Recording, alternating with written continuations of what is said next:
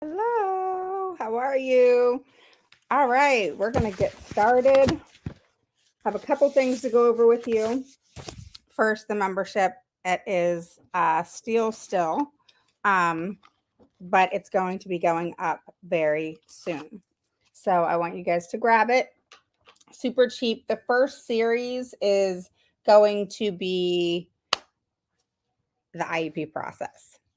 So I want to start with that. I think that it's important for you guys to learn the in-depth process. There is really only one way.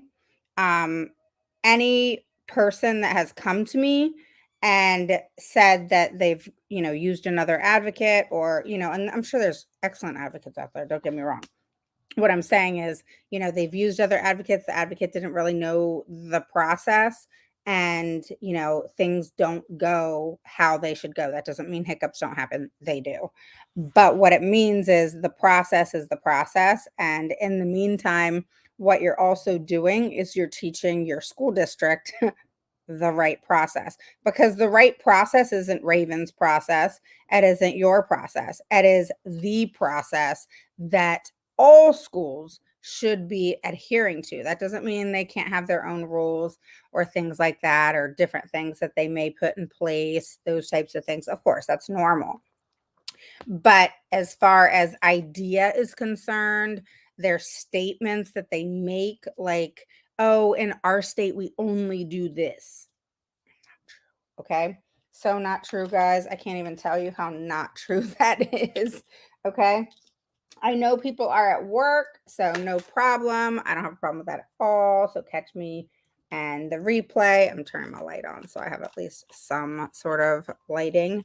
And if you're catching the replay, welcome, welcome.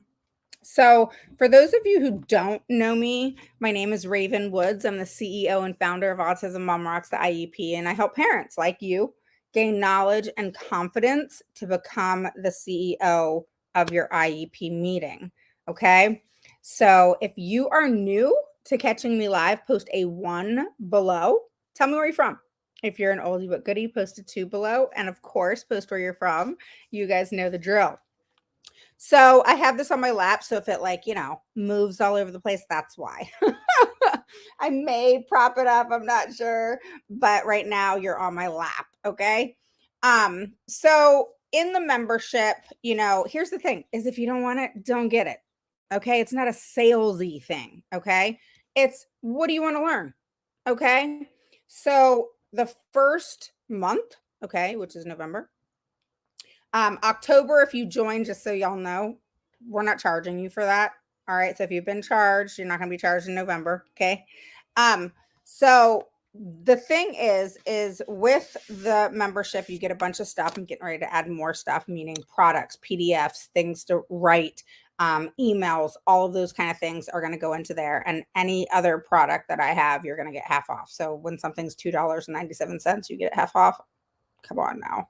I think my most expensive product is $19.97. So yeah. And then there's a discount if you need me personally. But the biggest thing is what you're going to learn. All right. Which is when you go into the IEP meeting, what the hell do you do? All right. And how do you, really address things in a way that is going to get shit done. Okay. One of the things that I will never do is tell you something that is bullshit. All right. One of my parents said, Raven, you're my Friday night TV. And I was like, what the heck? She's like, I listen to you on YouTube and Facebook, and, I just do what I need to do, and you're on, and I just let you go and let you run. And I thought that was pretty cute. But really, all I want for you is for you to be confident in knowing that you can get your child what's needed and appropriate. Super passionate about it. So if I get loud, that's why I'm passionate about it. I want you guys to win for your child. Okay. So that's the biggest thing. Hey, Erin, how are you? So let's talk about real quick. I'm going to give you the tip of the week. Okay. So I was talking to my daughter's speech therapist, and she was like, oh my gosh, Raven, one of the things that works really well with Sky is this. And I wanted to share it with all of you because anytime I learn something new, I'm going to pay it forward. Hello. But you guys can try it too. All right. So I always say, oh my God, I have so much information. Where do I start? Where do I start sharing? I mean, how do I share all the information that I have? But this is just a short tip. So it's in reference to social acceptance. And when she told me about it, I asked her, I said, I was playing devil's advocate. And I said, okay, so for a parent that may take this offensively, all right, because you all know some parents, and that may be you, take things very sensitively, and it could be looked at as you could be put on the defensive. Okay. But as we get through and work through ourselves, and it's a personal thing, as we work through accepting the fact that our child has a disability, and I'm not talking about like autism acceptance, okay? I'm talking about just digesting it. It takes time. It's not something that happens overnight. Oh, hey, your child has autism, or hey, oh, hey, your child has this, and we just, oh, we're cool. It's all good. No, we go through this emotional experience and journey, and everybody takes a different type of journey. And so for those of you who would get offended, there's nothing wrong with that. Okay, I get it. You'll eventually kind of work past that. But, that's what I had asked her. And I said, okay, so Sky does this weird thing. Okay, Sky always has like one thing, y'all. All right. I don't know if any of you guys have children that has like one quirky thing that they do that'll drive you batshit crazy. And yeah, she does that. And so what she does is she'll do that. It's like, it's funny, but it's like it gets on your nerves after a while. So she's like just seeing that she has hair on her. And, I, I'm a freaking mutt, y'all. So like we got hair. Okay. And so like she'll go like this, like studying the hair on her arm. It drives me nuts. All right. And school, she does it, and she did a speech and whatever. And so it's not like really that weird, but it's weird. And so it's socially, other children, meaning socially unacceptable. Not that she can't do it, because she does, but it's where we want to still teach them things that are socially appropriate. So there's no bullying, there's no all of those things that can go on, and we can only control it so much, right? Because children can be mean. So when she's like that, I'll take a video because she doesn't care. She laughs. She's like, Mom, stop. Don't tell me. Don't tell me. I'm looking. I'm looking. So she'll do this. And she'll even touch her face with it, you know. And I'm like, Sky, I'm gonna shave all your hair off your arm. That's what I'm gonna do. I'm gonna shave it all off. I'm gonna shave it all off. So then you can't look at your hair. She's like, no, no. But so anyway, her speech therapist said, she said, Raven, I have said to her, I said, Skylar, stay in the zone. Stay in the zone, Skylar. And so what she meant by that, she was explaining it to me, is that it's just not something that typical children will do. And so it's talking to her about getting in the zone and staying in the zone. And that can be paying attention, that can be focus, that can be distracting her in order to remove that behavior and to change up basically what it is that she's doing, because she'll get hyper focused on it. And, as she's doing this, I mean, she'll walk, we'll be walking in Costco, we'll be walking wherever, right? And it's a little bit humorous because, you know, it's like she'll be walking and she'll be going like this. Like, I mean, she's studying that stuff, y'all. I mean, I told her, I said, did you count them all? Like, did you count all your hairs on your arm? Um, but no, seriously. So the speech therapist said, just tell her, say, get in the zone. And it works. All right. So there's your tip. All right. So it could be anything, you guys. It could be whatever it is that will work for your child, but the speech therapist is awesome. I have been lucky enough to have my OT who's been with Sky since she was 5. And the speech therapist has been with Sky since she was, I want to say, 8, 10. She's 17 now, something like that. But it's been a long time. I haven't gone through a ton, which has been such a blessing. Because believe me, I fight in IEP meetings on good service providers, and those good service providers we want to keep. So that's really, really, really important. So one of the things that's really key is figuring out what's going to work for them. What's the right wording, right? It's cool because that worked for her, saying, Sky, stay in the zone, stay in the zone. And then it distracted her from, kind of doing this, right? So there's your tip. And so go for it, use it, whatever it is you want to do with it. But have fun with it and see what works for your child. Okay. Don't forget, post a 1 below if it's your first through third time catching me live. Paste a 2 below if you're an oldie but goodie. So there is your tip of the day. Okay. Stay in the zone. That came from her speech therapist, who's been a speech therapist, God, I want to say 32 years now. And yeah. And so she's pretty amazing. So she'll say things like, she told me, I wrote it down. She told me, she says things like, that's not in the zone. Nobody else is doing that. Or she'll say, Sky, stay in the zone. And basically what she's teaching Sky is that social acceptance and that socially normalcy, social normalcy. Is that a word? So that because other kids are doing that, right?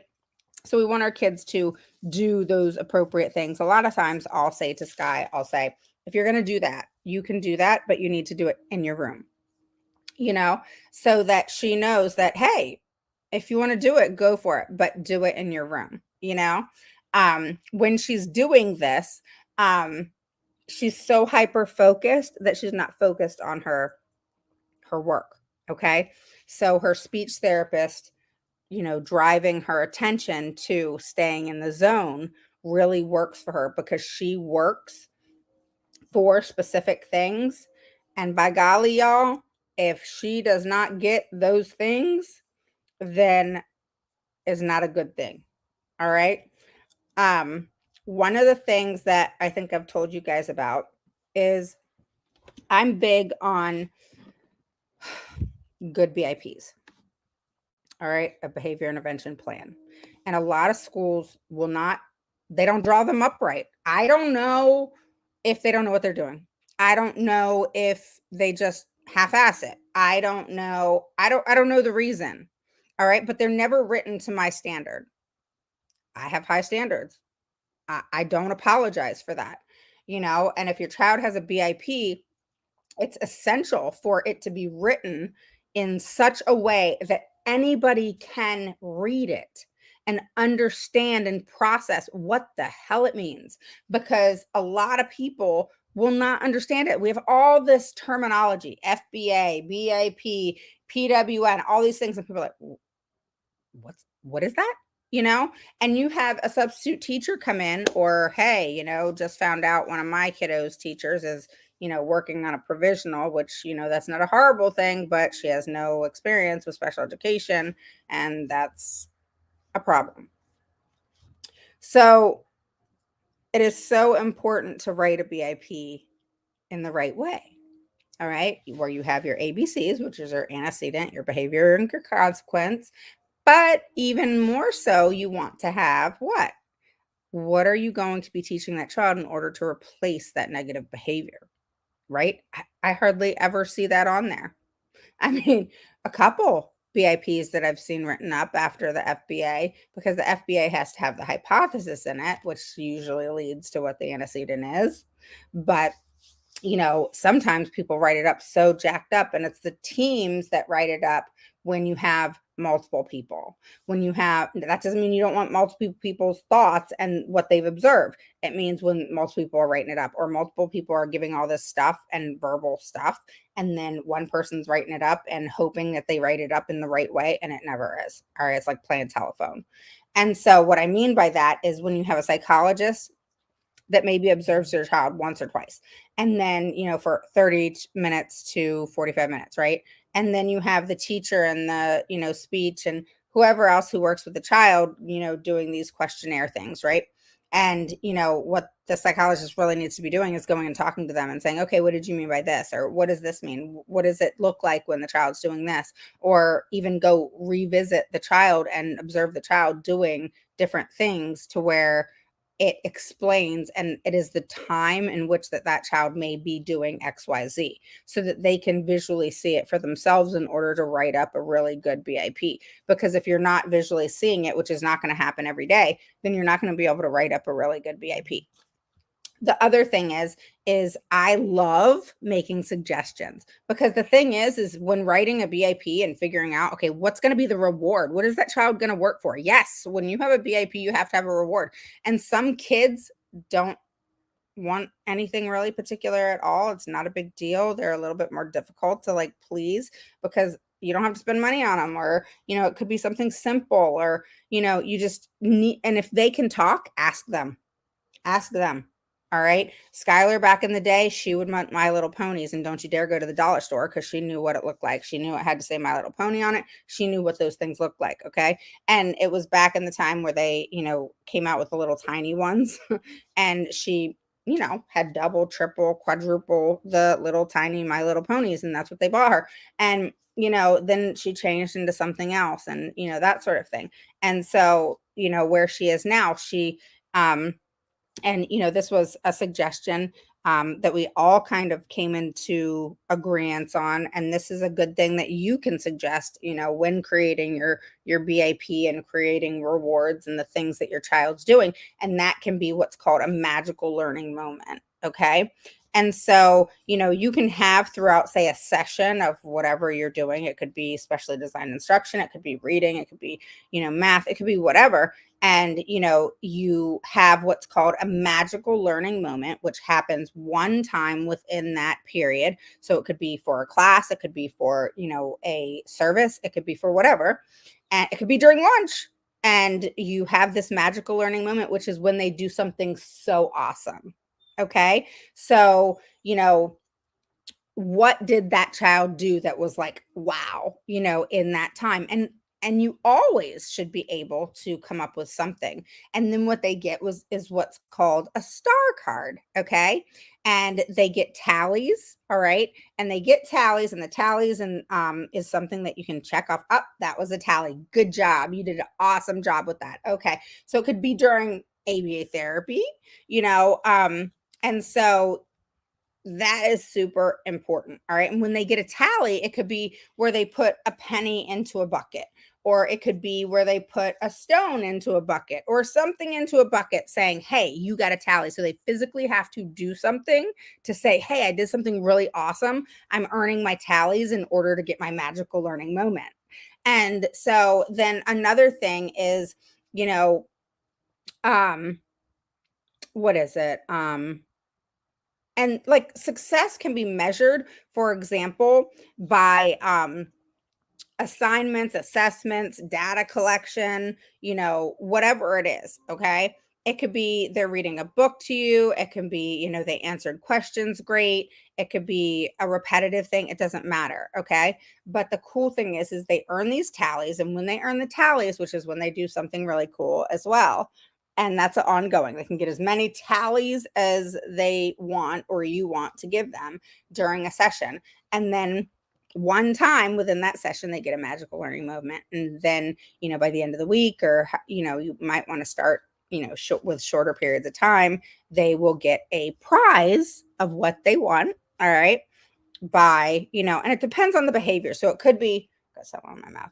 Okay. So it could be where, you start off and it's every 2 hours, they get something. Then it can, you spread it out. It could be every 2 days, then every 3 days. And you want to get to once a week. Okay.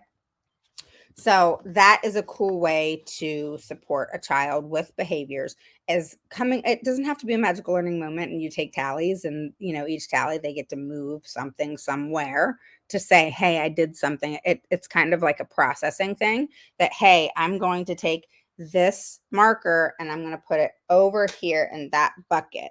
And that means I got a tally. So I'm earning tallies to get my magical moment. All right.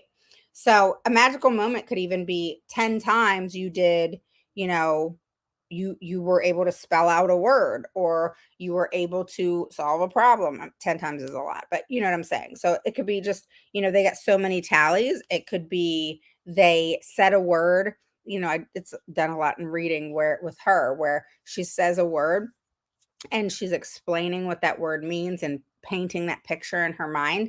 And, she says something really awesome and on point.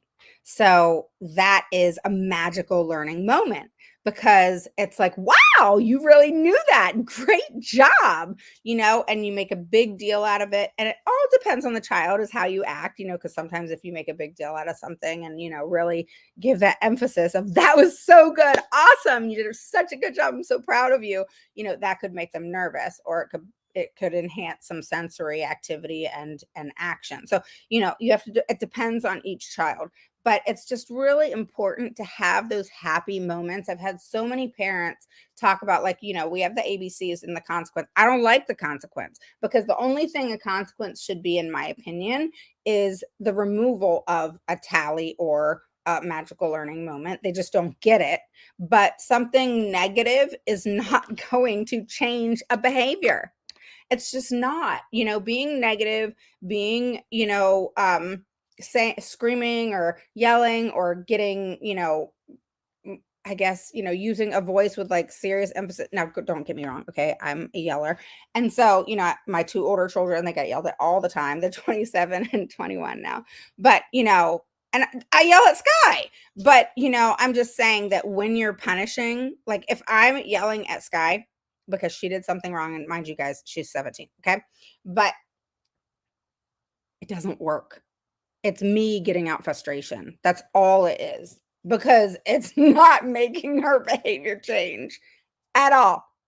Okay. So it actually, where she'll say, don't get mad, and then it increases the behavior and actually increases the behavior to where another behavior starts. So, we have to be really careful and not blame the child's behavior on the child. We have to learn and blame the behavior within itself. All right. But figure out what is causing the behavior and blame that and fix that. All right. What is causing this behavior? What do I need to do to change that behavior? Not the child, the behavior. Okay. And people have been telling me that they've been getting, what did you say, Aaron? Don't forget to post. Yeah. Connection changes and behavior in the long run, not some artificial. Yeah. And, one thing that I've heard a lot of recently from a client, and actually one that I just got off of, right before I came live, she said that, that we had taken her child out of a restrictive setting that the child was just thrown into. She was never, ever, ever put into a gen ed setting in the first place to even see if it worked. And this is a child that does not have any severe behavior issues at all, just learning. And So they never tried it at all, none, zero. Okay. And so we took her out and we put her in a general education classroom, and they just got pissed off. This is what I'm finding out with my small towns a lot. Um, and because they don't want to deal with it. And so the teacher is actually being mean to her. Um, and the little girl's coming home and saying that the teacher is mean when she used to like the teacher, because she'll go to her special education teacher twice a day for math and reading, and she'll say that she's mean and she's not nice, and she never said that before. And the gen ed teacher has written daily communication sheets, and it's just negative, negative, negative, negative. And as parents, we get to the point, just like with kids, once you yell at them so many times about the same thing, especially my two kids that didn't have any disabilities, you yell at them about the same thing over and over, they're just like, whatever, I don't even care, just yell, whatever, you know and so the same with our kids. And so we have to be mindful of that, and be very cautious on what we're reacting to, because sometimes a reaction is all it takes to set them off. And if we're really trying to change behavior, then we need to have control of our own behavior, right? So there you have it. There's your tip. All right, now let's move on to the IEP process. All right, so I say there's only one way, one process in which to have an IEP process go. Okay, so in my first series in the membership, which you guys should join. All right, so if you don't have the link, all right, let us know. We're going to post it in the comments as well. And it will start the first Zoom. We had to change it because it was going to be the end of this month, or October. We had to change it to November 8th because there were some back end issues that my back end manager had to handle. So that's handled now. The first meeting is November 8th. The second one is the 15th. And we're still figuring out when the third one's going to be. All right. Because we're making up. Well, no, that's the second one. I think that's it. Yeah, twice. So we're excited. It's going to be a 4-part series, and you're going to learn the process, how it should go. Because so many times I have parents, oh, I have an annual IEP meeting. Okay, well, what has been done lately? What has happened this year? What data have you gotten? What has been said in the progress reports? Just sufficient, not sufficient, doing well, doing great, doing awesome. Report cards say 85, 88, 96, 100. Okay, where'd you pull out those numbers out your ass? So my thing is there's so many questions.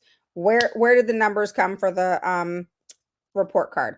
Where did your non-comments come from in the progress report? But I've never seen a progress report that told me shit.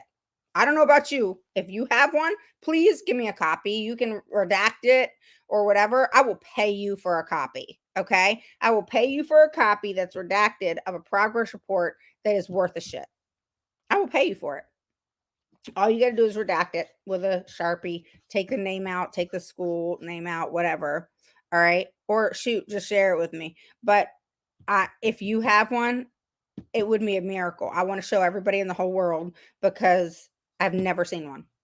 I have never seen a progress report that is worth 2 shits. I tell schools all the time, keep it. I don't want it. I know you got to send it to me. I know by law you got to send it to me, but I don't know why the law tells me. I don't see anywhere in the law where it says for you to send me shit. And so a progress report should be detailed. It should be written like a PWN should. Well, those aren't even written right either.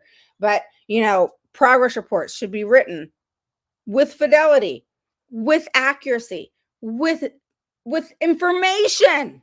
Give me information. So many times I've heard, oh, well, we do the best we can. And we're we're only one person, which I totally agree with. Teachers are overworked and we need more teachers and we're losing teachers. And, there's all this blaming going on. And in all honesty, they're quitting because whatever the reason is.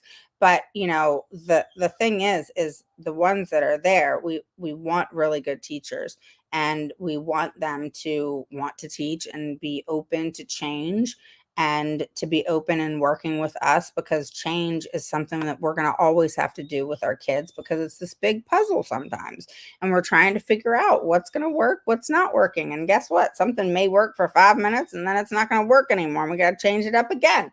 And so, just like I was saying in the beginning with Skylar, she has like one behavior that lasts like a month to 3 months and then it's gone and there's another one that comes and it's just like one, you know and so we got to be really, mindful of, how we're doing things.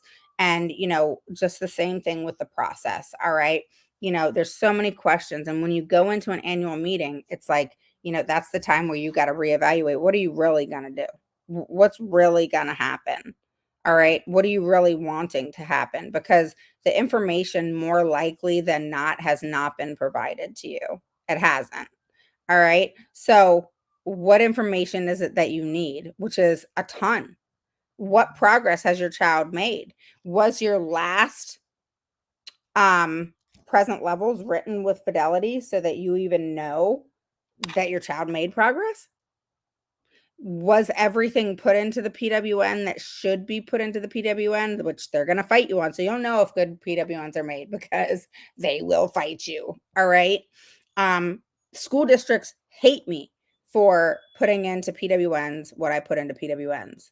And I'll fight them.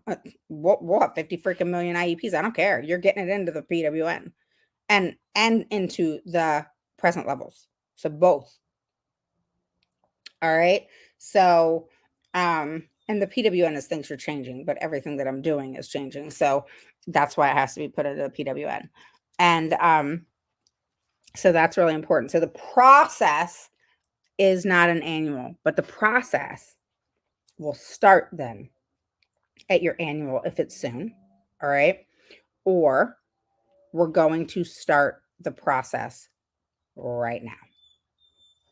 All right. And if you follow the process, and the membership is for all the obstacles that happen along the way will be handled, because you'll have somewhere to go. You'll have someone to answer those questions. You'll have someone and people, a group of people, a team of people, a club of people to support you. So definitely join the membership. Super cheap, $39. It starts on November 8th is the first Zoom in the evening. So it's going to be convenient. And I'm really, really excited to get it started. All right. So that's just really important. All right. So the next thing I want to talk to you about is one more thing. Actually, you know what? I'm going to save that for tomorrow. I'm going to save it for tomorrow. So I'm going to post real quick where you can get the membership. And then I'm going to save it for tomorrow. Okay. So I will see you guys tomorrow. Grab it and we'll talk more about it. Have a good night.